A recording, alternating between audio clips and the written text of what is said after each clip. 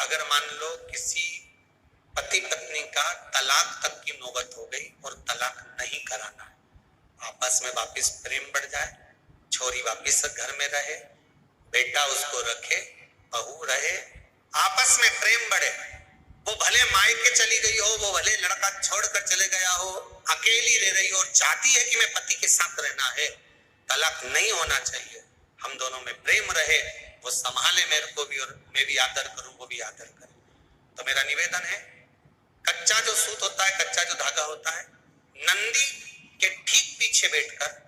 कोई साथ में आपका परिवार का कोई व्यक्ति चले जाए और हस्तकमल को, जिसको अपने परिवार में वापस रहना है, उस स्त्री हो या पुरुष हो, दोनों में से कोई भी नंदी के पीछे बैठकर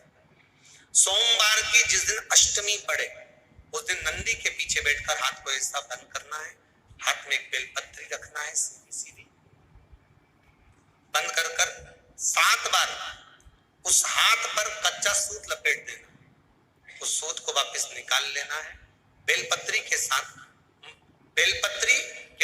में, वो बेलपत्री को तो अपने पास में रखना। सबसे पहले माता पार्वती का जो हस्तकमल ऐसा होता है शिव मंदिर में, उस हस्तकमल में वो सूत जो आपके हाथ से निकला है वो उसमें डाल देना है, माँ जगत जननी से प्रार्थना कर कर, और जो बेलपत्री आपने संबंध को जोड़ने के लिए अपने हाथ में ली है वो शंकर भगवान के कटी भाग में, फिर निवेदन करूंगा कटी भाग को समझ लीजिए। ये शिवलिंग रखा है, जहां पर शंकर भगवान का शिवलिंग, माता पार्वती जी के हस्त कमल पर जो शिवलिंग रखा है, ये भाग कटी भाग कहलाता है। इस जगह पर जहां शंकर और पार्वती का मिलन हुआ है, उस जगह पर उस बेलपत्री को रख देना है। महाराज ज्यादा से ज्यादा 3-4 महीने लगते हैं, दोनों में वापस प्रेम बढ़ जाता है, दोनों एक हो जाते हैं। तलाक तक बात चल भी रही हो तो वो तलाक समाप्त हो जाता है। प्रेम, करुणा, आसक्ति, स्नेह बढ़ जाता है।